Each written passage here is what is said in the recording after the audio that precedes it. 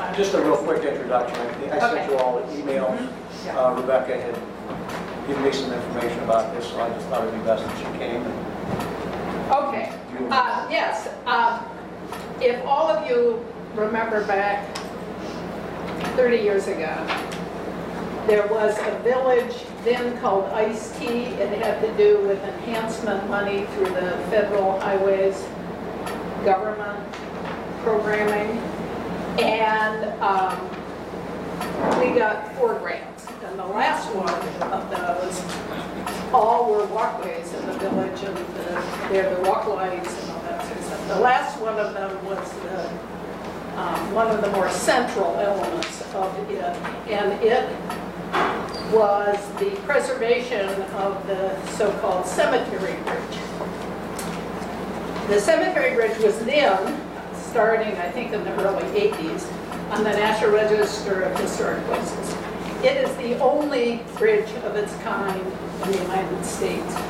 There are 2 other parts of the same kind of construction, not in their original location. One of them may even be still in storage, but they're sort of to show that kind of a bridge. That bridge has been recognized by the National Structural and Civil Engineering Group. It's been on a number of national bridge aficionado calendars over the years. It is much loved outside. I don't think it's very loved in Poland, but it's much loved outside of Poland because of its, what preservation people call integrity. It's on its original site. It's a beautiful site. The preservation that was done with that Ice-T grant was that the feds paid for 80% of the preservation, and the county engineer, who was dying to get rid of the bridge, paid for the match. And so it was restored. The deck was replaced, the undercarriage and the bridge was painted. So I started thinking about it being close to 20 years since its preservation.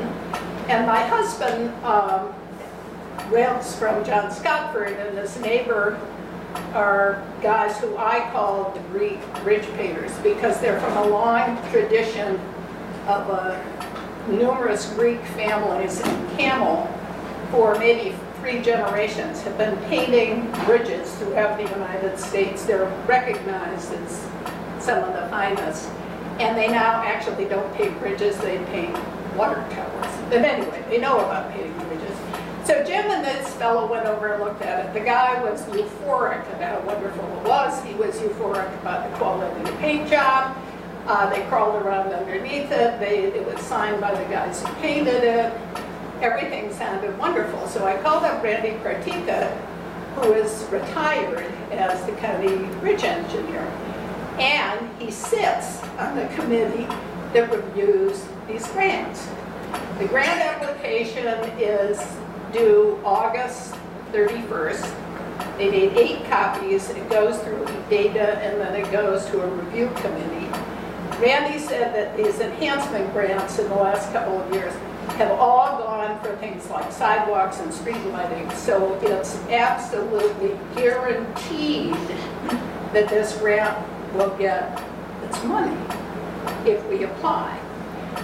But there are a couple of other issues about it. One is that the whole bridge has to be diapered, with a tent, and in order to be repainted. And the paint is indeed surviving well. So that part of it will not be as expensive or as complicated.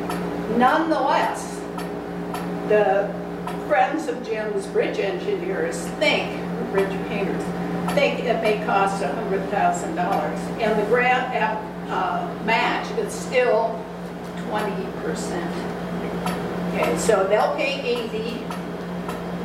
The village and its volunteer fundraising efforts or whatever has to pay the other 20%. It needs according to these guys, the paint job was holding up well. They think that it should be painted in about 2018 or 19. The grant period is for 2 years, so the fiscal year will be 18 and then 19. And so it's the appropriate time to do it, and we can't apply again until, let's say, 2020. Okay. And then Randy Partica also said there are some things that we can do to reduce the huge costs. One of them, I think, we talked last November, so my memory is not fabulous on this, but we think it was power washing the deck, which has some moss on it. Makes it slippery when it's wet. And my other thought, and the rich guys are not sure about this, is that their owning organization is French. And they do believe in community service. But the bridge painters said, absolutely not. They would never give money for a softball team or the kind of things that you usually get in the community. My thought is, since it's the only bridge of its kind in the United States, probably in the world, and it's been so celebrated that we can get lots of letters of support for that, that we may be able to control their owners, since the business is in Poland, to possibly give some or all of the match money. Okay. And then I thought the other thing was this new town one square one. People might be interested in it. The Poland Preservation Society, I have not talked to Steve Malloy, but I know it has some money in the bank and has no future projects at hand. So I think there's, some potential out there. And the grant can only be given if the village applies for the grant. Okay, so in pursuing this, my husband said that he and the painting guys would work on getting an estimate and some engineering, but I understand we also use MS, so I didn't want my husband paying for a bridge engineer if you guys are using MS. And then also, I was thinking that I was applying for it, so the village wouldn't have to pay somebody to write the grant.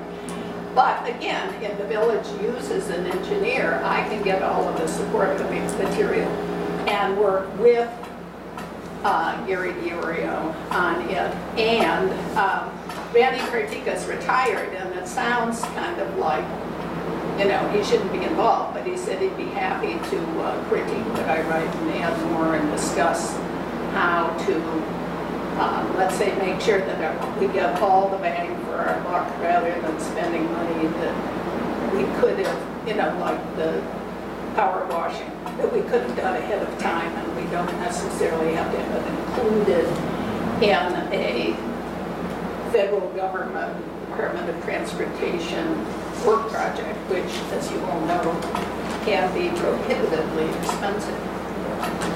Okay, so there's my plan. And I need, as I say, council needs to sponsor this. Right. The village owns the bridge. Okay, I'm going to make a motion tonight to pursue this. And we do have a contract, though, with Gary, with Right. MS, so we would have to follow through with that part of it. Yeah, right. But it's, Rebecca? Hey, Rebecca? Then you would work with Gary and MS? Yes. Okay. And as I say, Randy definitely has his R in the pond, so we can have him read a copy of the grant and all that sort of stuff. Yes. The deadline for application? 8 copies need to go to eData, dated before August 31. August 31? Yes, ma'am.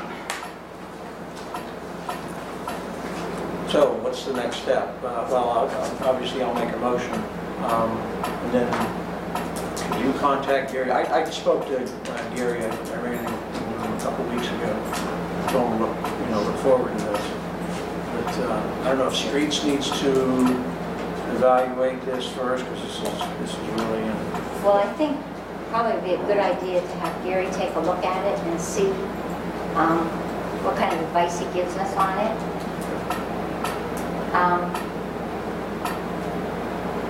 The village's share would be what? 20%.